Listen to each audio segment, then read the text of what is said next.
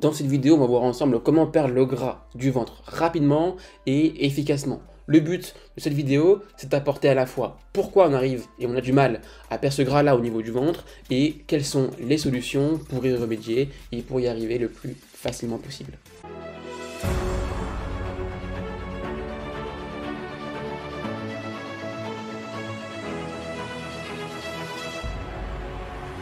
Alors si tu ne me connais pas, moi je m'appelle Romain, je suis coach sportif diplômé et ça fait 9 ans maintenant que je fais de la musculation et dans mon quotidien j'accompagne les hommes à perdre le gras au niveau du ventre et à améliorer l'image positive qu'ils ont d'eux-mêmes pour qu'ils puissent être fiers et plus confiants dans leurs relations.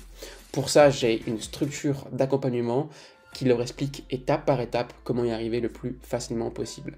Si tu as cliqué sur cette vidéo, c'est que toi aussi tu recherches à perdre ce gras-là récalcitrant au niveau du ventre, éventuellement que tu as du mal à le perdre, et ce sera tout l'intérêt de cette vidéo.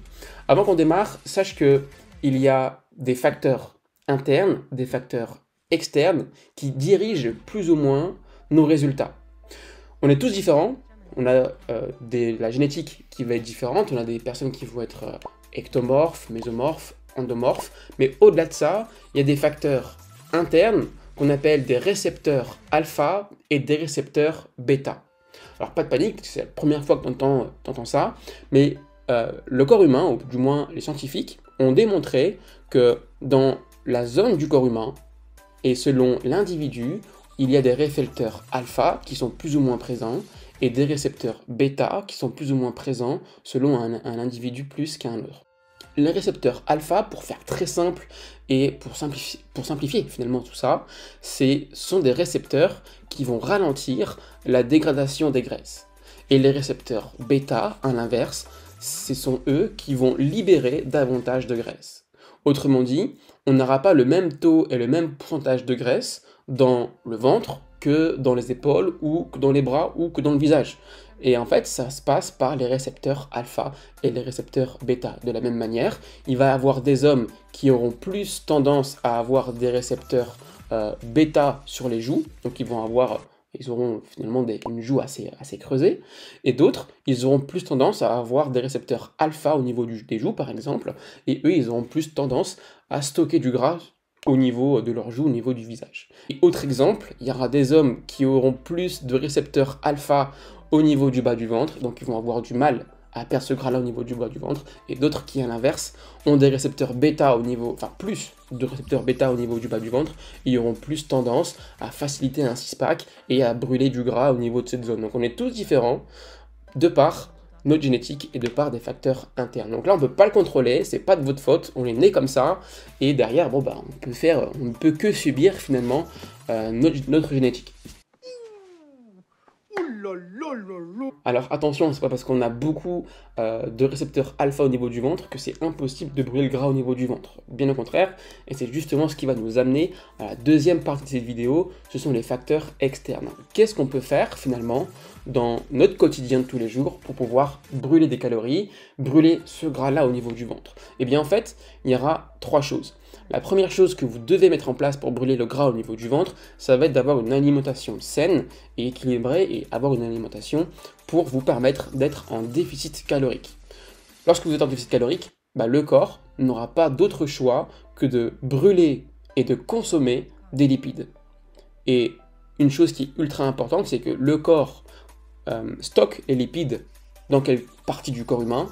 Dans le ventre, par des cellules adipeuses qu'on appelle des adipocytes. C'est pour ça que plus on grossit, plus en tant qu'homme, on va grossir au niveau du ventre, parce que c'est ici que le corps humain stocke la graisse. Et donc c'est dans la partie bas du ventre, sur le côté, au niveau des hanches, etc., qu'on va avoir tendance à stocker beaucoup plus de gras. Et donc pour consommer et brûler un maximum de gras, on va créer un déficit via l'alimentation. Et le deuxième point, on va créer un déficit via de la pratique sportive, et en l'occurrence de la musculation. C'est ce qu'il y a de plus simple, puisque la musculation, c'est une pratique sportive auquel vous êtes en 1v1 avec vous-même. Il n'y a pas besoin d'avoir un joueur externe ou pas besoin d'avoir une équipe comme le foot par exemple. Vous y allez de votre propre chef et vous faites la séance en fonction de vous-même. Donc il n'y a pas plus simple comme sport, c'est vraiment accessible pour tout le monde. Et là, peut-être que vous allez me dire, ok, vraiment, c'est super cool, mais même en faisant une bonne diète et même en faisant de la musculation, eh bien, je galère toujours à avoir ce gras-là au niveau du ventre. Qu'est-ce qui se passe? J'y arrive pas. J'ai l'impression que je stagne, je réduis mes calories, mais ça pêche, ça bloque.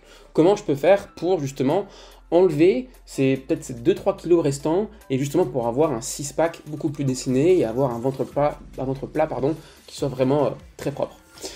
Eh bien, en fait, ça va jouer sur un point en particulier, et ce point-là n'est pas le fait de diminuer ses calories, parce que si vous voulez perdre du gras, vous allez diminuer vos calories. Donc votre corps, d'un point de vue de survie, eh bien, il va ralentir son métabolisme, et plus on va diminuer les calories, plus le corps, dans un but de survie, il va encore ralentir son métabolisme. Donc le fait de diminuer à chaque fois ses calories n'est pas forcément optimal si vous voulez avoir un ventre plat. Ce que je vous invite vraiment à faire, et la solution à faire, il y en a une, mais ça va être d'améliorer votre NEAT. Le NEAT, Non-Exercise Activity Thermogenesis, où en gros, c'est simplement le fait de faire une activité et de bouger dans votre quotidien. Ça peut être de la marche, ça peut être du vélo, ça peut être du foot, ça peut être de l'escalade, bref, on s'en fout, mais à partir du moment où vous bougez dans votre quotidien, vous allez améliorer votre NEAT et donc vous allez consommer et brûler des calories en conséquence. Puisque le corps humain, dès lors qu'il va bouger, eh bien, il va devoir puiser de l'énergie. Donc en fait, l'idée, c'est que si vous avez encore 2 à 3 kilos en plus et que vous n'arrivez pas à les perdre, et que vous avez vraiment tout essayé en termes de diète, en termes de sport, en fait, ce qu'il faut vraiment vous dire, c'est que malheureusement, vous avez une génétique qui demande encore plus d'efforts, vous avez une génétique qui demande encore de sortir de votre zone de confort et d'aller encore vers l'avant. Et pour ça, eh bien, rien de tel que de faire de la marche à pied. La marche à pied, c'est quelque chose qui demande peu d'énergie, c'est accessible pour tout le monde, c'est pas du cardio, ou c'est chiant, c'est pas du HIIT, ou c'est hyper intense et on peut tomber dans les pommes. La marche, c'est tranquille, on y va à notre rythme, on fait 5000, 6000, 10 000 pas par jour, tranquillement, et à la fin, en fait, vous allez améliorer votre NEAT sans vous en apercevoir, et vous allez brûler et terminer, j'ai envie de dire, le travail qui a été fait au préalable, et vous allez pouvoir enlever ce gras-là au niveau du ventre le plus possible. Ça, c'est vraiment la solution, et pour l'anecdote, quand je suis passé de 85 à 75 kg et de 75 à 110 kg, la seule différence qu'il y a fait entre 85 et 70, c'était le sport et la diète, mais la plus grosse différence qu'il y a eu entre 75 et 70, eh bien, c'était la marche que j'ai mis en place. Avec la même diète, le même sport, juste vous rajoutez de la marche, eh bien c'est bon, vous allez pouvoir enlever le gras résistant qui reste au niveau du bas du ventre. Donc voilà, on arrive maintenant à la fin de cette vidéo. J'espère que cette vidéo vous aura plu et vous aura apporté quelques solutions et que vous allez éventuellement mettre la marche en place dans votre quotidien pour éliminer et brûler les derniers gras qui restent au sein de votre ventre.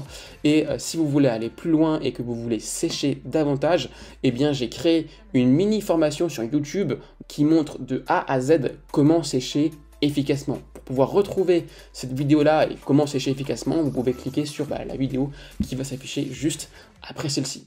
En tout cas, c'était un réel plaisir pour moi d'avoir fait ça. Et encore une fois, un petit pouce bleu, un petit like, ça fait toujours plaisir. Portez-vous bien, c'était Romain, ciao ciao.